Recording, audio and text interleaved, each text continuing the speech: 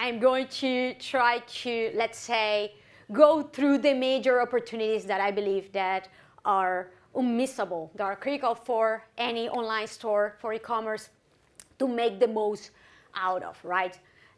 So, like, since my deck hasn't been loaded yet, we can start doing a few jokes or not. Anyway, no, just a little questions, a little bit to warm up, right?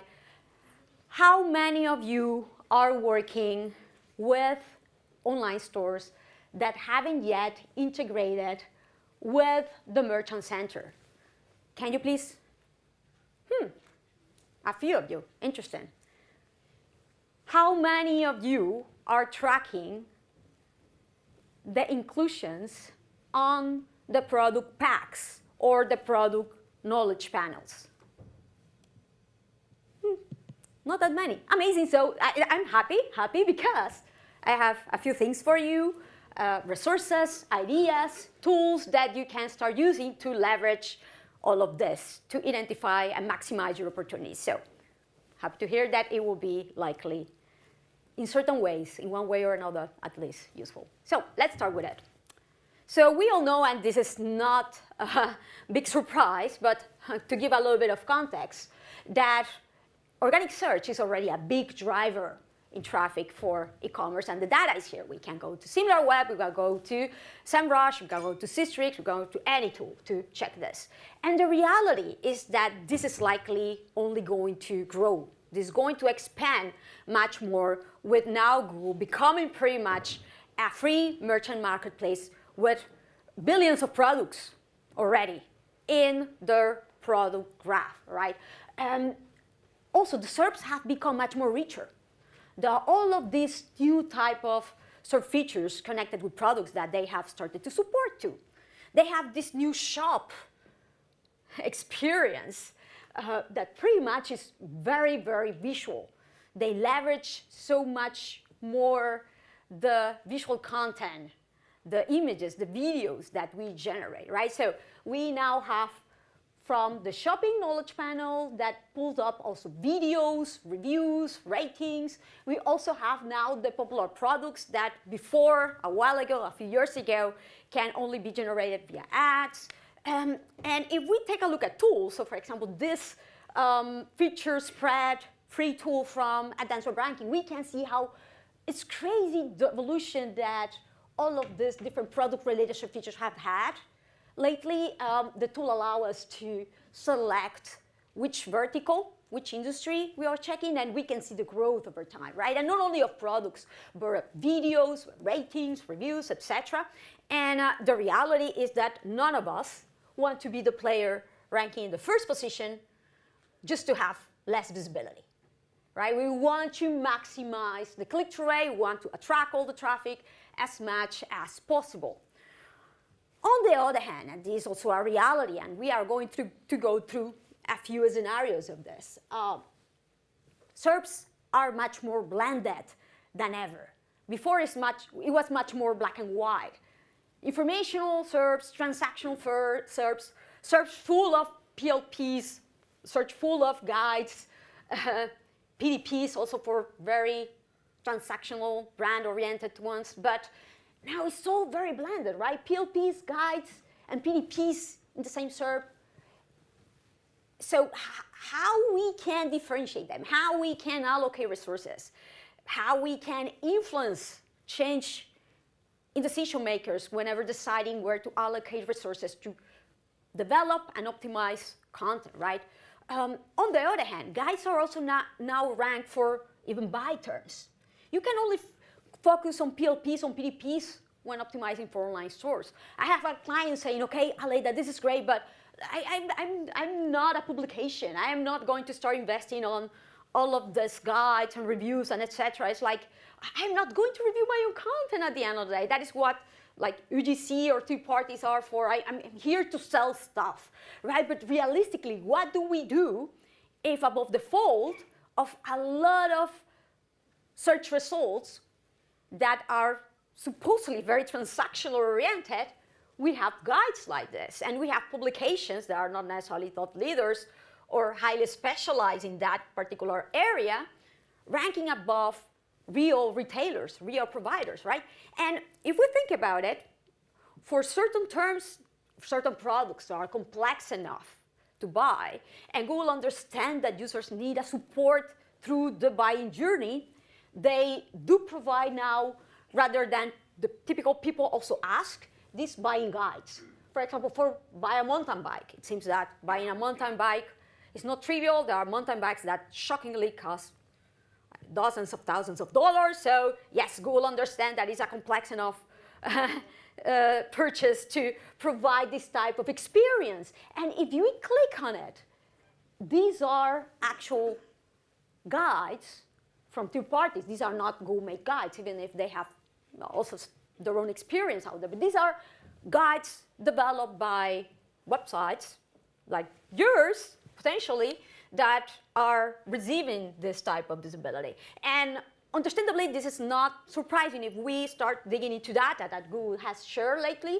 So Think with Google, they shared this, it was a web story, anyway, not the most useful thing to take a look at, but they were sharing great insights regarding the trends they are seeing of people using more and more reviews, comparison type of queries in order to go through and assess their buying journey. Sometimes they end up buying online, sometimes they end up buying offline, doesn't matter, but yes, people has become much more sophisticated, surprise to surprise. And this is why Google, also not surprisingly, has started to support all of this informational product-related structured data for snippets, right? The pros and cons, for example, yeah?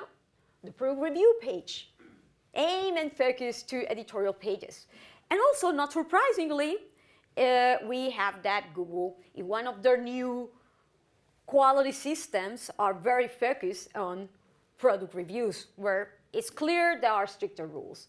It's clear that it seems that we need to have real experience with those products. Wink, wink to all of these big publications that are pretty much affiliates, right? But yes, shockingly, like all this highlighted in red are product focus reviews, so updates. So the reality that we are now is that it has become clear that if we really want to maximize our visibility, we can not only aim as like, let's try to maximize the product features with our transactional pages, with PLPs, the typical, no? PDPs with ratings, PLPs with, no. We need to really invest and try to connect with our users, potential users, through the whole customer and buying journey. And it only makes sense to establish authority, so whenever the user actually decides to buy something, whatever they search for, if they see us in the first position, they already recognize our brand because they will likely trust us more and click us on us more, right? Rather than the competition. Unfortunately, and this is data that the team from Sister has gathered, not that many online retailers necessarily invest on that type of content. And we have the New York Times with their Wirecutter and many affiliate websites getting that type of rankings and visibility, I'm afraid. So I understand that we always have limited resources to execute SEO recommendations, especially with online shopping websites. There are tons of things to do and a lot of, unfortunately, bugs and challenges regarding connected to the highly dynamic inventory too. This is why we cannot just follow best practices. By the way, Google has invested and published a ton in the last few years regarding e-commerce guidelines and recommendations like this one, for example. But yes, we only have limited time. So what I want to highlight are different steps, processes, and tools in order to try to maximize and focus your resources to make the most out of these opportunities that I have just mentioned without wasting your resources. And it all starts by taking a look at the SERPs, right? To targeting those terms that are actually meaningful through the customer journey. And because you don't really want to left out from SERPs like this, if you sell boots, just because you don't create guides, right? Even REI does this to establish itself. Even for broader terms, right? Like you will say, okay, when you search for something so broad, like some of the top terms. We will see blended results, and I love to see this type of examples because I take this to my clients and I show how, for example, the guys from REI also, they are ranking the same SERP. Take a look at the fall here with a guide and then a listing too at the same time. Talk about blended results and opportunities to maximize your visibility there. So if your online store don't do it, on the flip side, then it's like publications like CNET. Some of them publish also pre-automated with AI content. The ones that will take the opportunity to get that traffic and take a look at the FAQ page, structured data there also to maximize click-through rate. Anyway, who better to rank for this than you, who are the actual experts? And to do it so, what I will highly, highly recommend is to start analyzing the queries that you are already ranking for, that you are already targeting, that have a blended intent. A lot of tools now, they don't necessarily show like one bigger intent, but they show the blend. So if it is transactional or commercial, if it is informational or transactional at the same time, take a look at the intent blend. I really like this particular filter that advanced web ranking has because we can actually select, tell me those keywords that I am already tracking and targeting that have a blended intent, that I have a mixed intent, right? So we will look for this mix and take a look at the results, at the rank pages. Are these mostly guides? Are these mostly listings? Is there a mix of them? Is there room for opportunity for me to target them in a different way than I am already doing? You can also identify product queries to target with informational content by detecting those with guides, for example, that are ranking well or are ranking you for your top terms quite easily with this type of use. And you can also even leverage AI chatbots that integrate with search results in real time. So for example, ChatSonic, I love it because it integrates with Google search results in real time. Also Bing, unfortunately now with limited type of access, but also allowing you to check this type of things to assess and get the top ranked pages type of your product related queries and identify if it is viable for you to rank with whether a transactional, more informational type of page here. Thank you very much. Bing chatbot here for telling me that there are also some news articles that mention Bluetooth over ear headphones, but they are not very relevant or informative for your guide. Thank you very much. Yeah, that's good.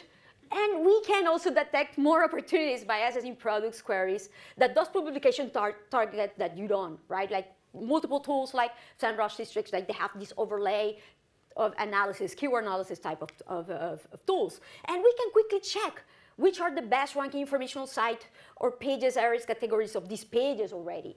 Like, what are they talking about? Are these topics that are so relevant for me that I can also address with my content?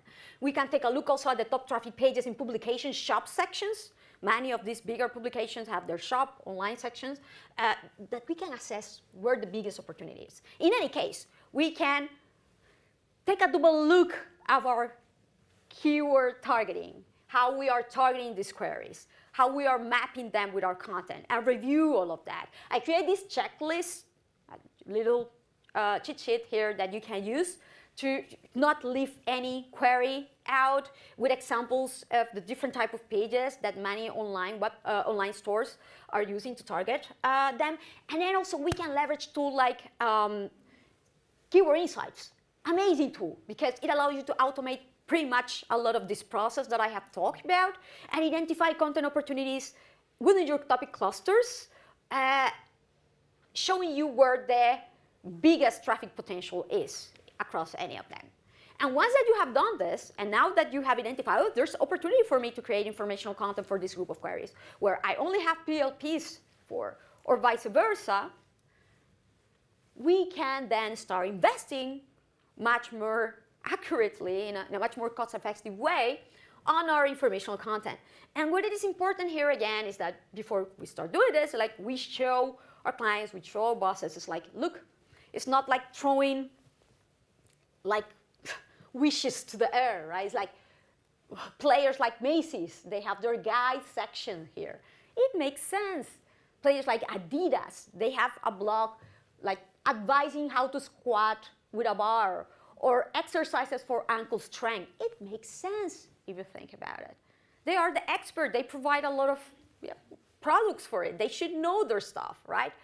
And we can use, again, content optimization tools to support from content briefs, outlines, to the copywriting, right? Like there's no excuse nowadays to not use tools like Phrase, Neural Text, right, Sonic, Surfer, etc., and leverage their features to avoid duplication and improve relevance versus top-ranked players too. I love this particular feature of Phrase because they tell me, look, if you have partially generated this with AI, take a look, or if you have outsourced this content, they tell you, they warn you if your content is duplicated with any other content out there in a very straightforward way, very clear. And you can also even leverage and support the AI chatbot features that many of these content tools have to support the research, to replace the copywriting, to support the copywriter job to, when writing, when double checking data, when gathering data, pros and cons that have been published out there about these tools, about these products already, or when optimizing your guides while taking into consideration the current best ranked players already because they integrate with search results directly. And what is critical here? Because the other day I was sharing this over Twitter and there was this guy saying, oh, this is what we are doing already. Just seeing what is already ranking on the top spots and asking the chatbot to suggest you something unique versus that, or based on that. Like, what is, like, are we not doing already competitors analysis anyway? Why we shouldn't leverage these tools in order to pretty much speed up our process, right? What is critical here is that we remember to develop them following the product reviews, quality, and EAT standards too, and having our own voice, right? Our own experience, our own take, differentiated insights that will differentiate our brand at the end of the day. This is what major players are doing while leveraging this type of features anyway. And if we don't do it, we are going to be left out.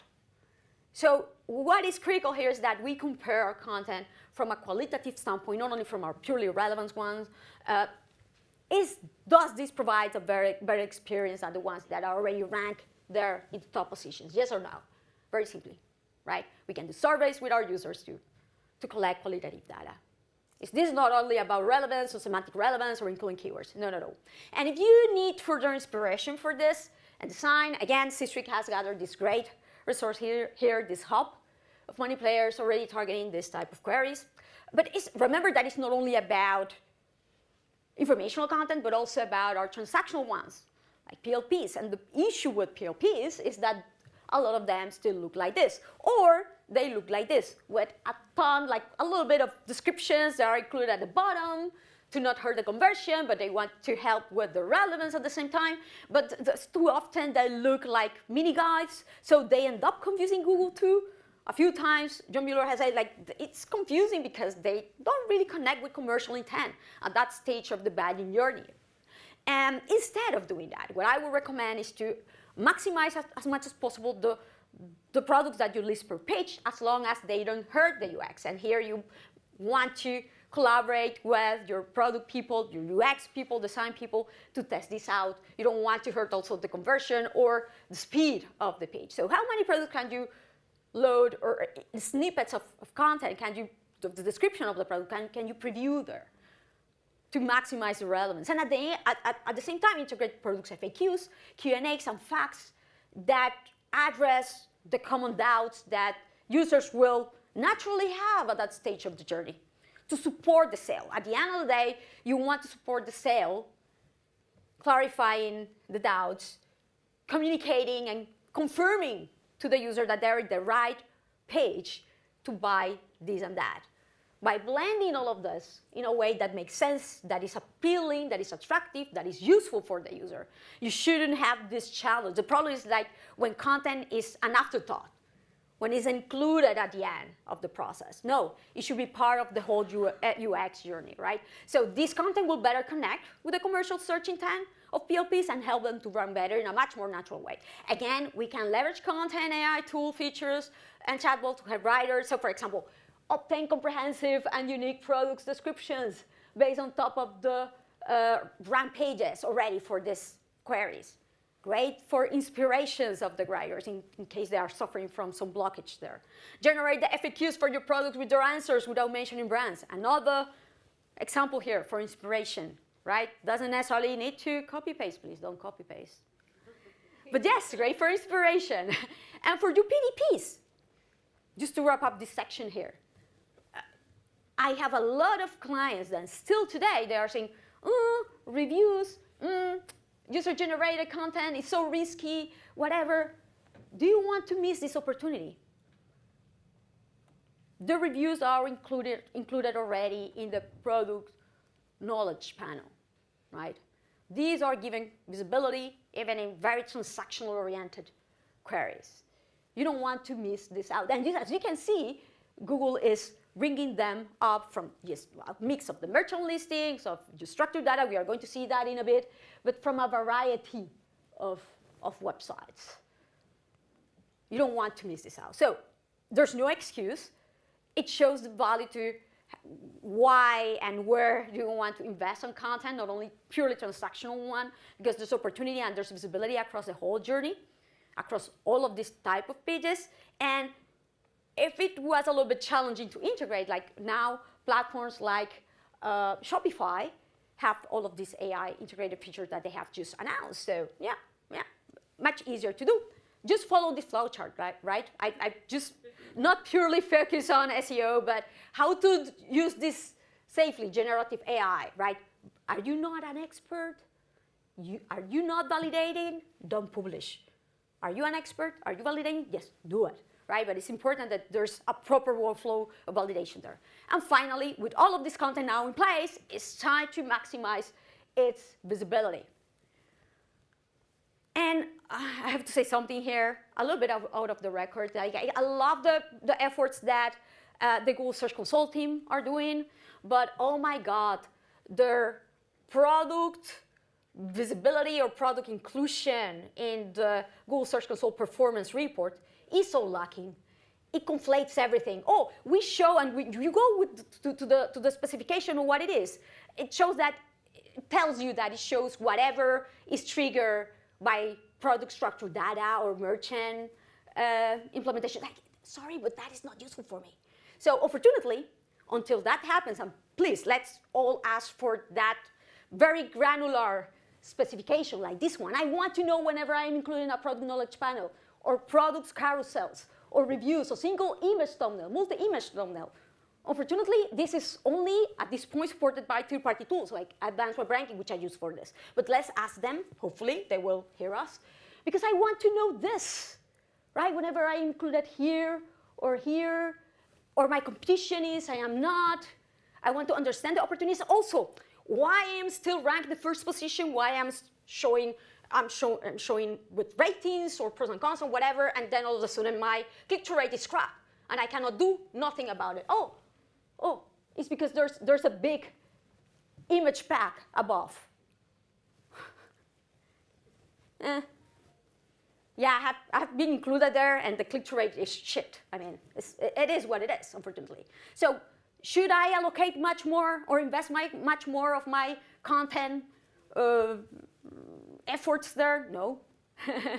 So it's about testing, but it's important to track, because otherwise we won't know where we are being shown, right? So prioritize those keywords where you are already ranking, those SERPs where you are already ranking in the top 10, above the fold, great, but not yet with rich results or SERP features yet. And you identified that you have low click-through rate through the Google Search Console. So the great thing about many of these tools that they integrate with the Google Search Console data, so we can take a look if the click-through rate is lower than the average one. And we can take a look also at free tools like this one that shows the average click-through rate depending on the different type features across different scenarios and devices and industries too. So it's bad? Is it bad? Are there opportunities out there that you can leverage? Take a look and compare which are the features or rich results where your competitors are being shown to identify further opportunities, because there might not be the ones that where you are shown to. So even further opportunities. Which popular relevant queries are they targeting, which high visibility and pixel position with features? Again, because many of these tools now, and this is right, show you the pixel position, because you know what? I don't care if I am not going to be shown above the fold. At least at the beginning. I'm going to start with the ones that will have a maximum impact on visibility, right? And now that we have identified these results that are actually much more worthy for you to start with, is a matter of assessing what to do, right? Depending on the type of page. And it is much more blended than ever, right? Before, Google was using much more the merchant center data. Now it is a mix, and they specify it in each case what they are using, what here. And we see here a clear blend of structured data, Google Merchant Center, and even the indexable information, especially for images and the thumbnails that they show, that should be correctly rendered and should be high quality, right? So the more info that you can give regarding the products and specify with structured data, even if it is not required, the best it will be, because Google will end up highlighting those for availability, price drop, pros and cons, many times, not only purely with structured data or with merchant center information, right? And they have a much better, well-documented now information regarding, yes, pros and cons, only for editorially driven focused pages. These are the technical guidelines, the editorial guidelines, etc., with examples which are great to show as patterns. But the reality is that, thankfully, nowadays, we don't even need many times development support for this, because most of the e-commerce platforms now have some sort of native or two-party type of plugin or support to generate this product markup, the product structured data within them. Also, thankfully, we have much better tools that we had. Like, for example, I really love this product snippets inclusion here to help us troubleshoot a lot of the structured data, product structured data implementation that the Google Search Console now shows. I love the sideboob validation for structured data, because they go the extra mile showing the different type of, the ones that generate search features, the schema, the entities. It's so comprehensive and facilitates the implementation, right? The reality, again, is that depending on those type of features that you want to focus on, you will need to ensure indexability and correct rendering of the information that you really want to generate. So be careful on overusing JavaScript for them, especially for images, right? Brody Clark, he did an amazing analysis, a research about this, showing how, for example, like the organization of the images matters, the quality of the images matters, the loading times, if it relies too much on JavaScript for rendering. And we have here really good examples, like if we disable JavaScript, the images disappear all of a sudden. Is strangely highly correlated with the image thumbnail not being properly shown by Google for this type of results, unlike others, right? So what are we going to do? We are going to try to maximize this. And again, what you told me at the beginning here is unfortunately not at all necessarily surprising, because I can see that there are still players nowadays that are not integrated with the Merchant Center, when it is actually super straightforward with platforms like WooCommerce or Shopify, because it's a native integration pretty much. And if you are not using them, there are also third-party tools like, for example, WordLeaf Product Knowledge Graph Builder that generates a full knowledge graph for your products with the actual structured data, and they also integrate directly with the Merchant Center like this. So it should be a win-win type of scenario for you. And then, of course, again, we can validate the inclusions via the Platform Merchant Center and Dashboard and Google Search Console, which is actually pretty useful for that. Finally, to monitor the impact on visibility, you can go back again with tools, rank trackers like Advanced Web Ranking, that will show you, oh, you're now being shown for these features, and your click-through rate now has changed like this, which is great. If you still have doubts, though, you can go with tools like SEOtesting.com, which has just pretty much democratized SEO testing to identify not necessarily if the position has improved of a particular page for certain queries leveraging Google Search Console data, but if the click-through rate has, because it's now triggering certain type of rich results or included in certain type of search features, just like this, for example. But just in case you don't have this type of tools, there are also testing tools like SEO testing that you can use for the same type of scenario. So I believe that we have never had more opportunities to improve our visibility. Many times, not necessarily even creating necessarily new content that is not highly connected with our final selling goal. It is there, as you can see. It's all about maximizing the visibility because you want to be that player, not necessarily this one without ranking words with less visibility. And at the end of the day, it should be cost effective, right? So expand, test, validate, monitor. It is important that you show the value. It is important that you start, for example, with a product line, with a particular category, to win and to earn the support internally. At the end of the day, it should be all about the sell. Thank you very much.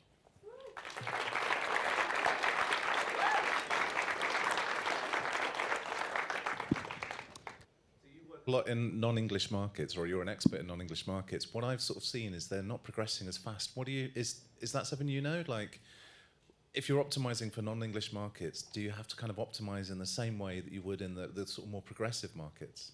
Unfortunately, that is a great question. Thank you, Jerry. Unfortunately, not all of these sort of features are equally supported or released at the same time across all of the markets. And for example, the product knowledge panels, yes, there is information trigger, but not as comprehensive as it is shown in English, for example. Then on the other hand, it's true that in other markets there's less competition, let's say, and it's much easier to rank for certain things. I have found though that, yeah, like potentially it's great to learn from the English market. If you're targeting English and other markets, it's great to learn from the other markets to be the first one to support certain type of feature, to be prepared with structured data to support certain type of feature, because eventually in a few months after the rollout of the product reviews, for example, or the pros and cons in English, Google will do it in Spanish or in French in other markets, and you will be already implementing for it and be the first to trigger and get the benefit from it, right? So I can definitely see that as an opportunity to be the first one on doing things. Any more questions? This is a very good opportunity to ask any question from Aleyda. It's very clever. And to be honest, I don't. Because that is a little bit, any questions? Like any questions? Can be like a teacher. There we go.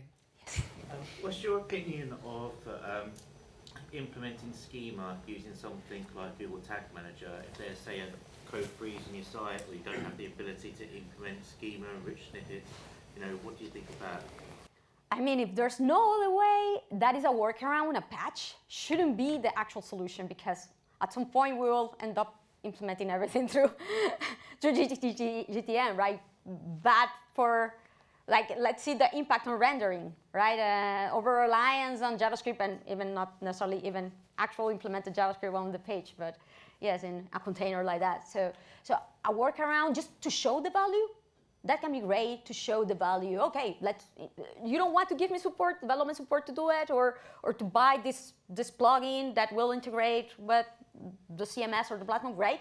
Let's do it like this for certain areas and show the impact that it has had to get buy-in to implement the rest, something like that. But not as an actual solution, because of, yeah, we all know the potential risks that we can end up having in the long term for those. Lovely, thank you. Any more questions? Otherwise, I think it might be time for the after party. But thank you very much, Aleyda. I'm excited too. Amazing. Thank you very much. Thank you so much.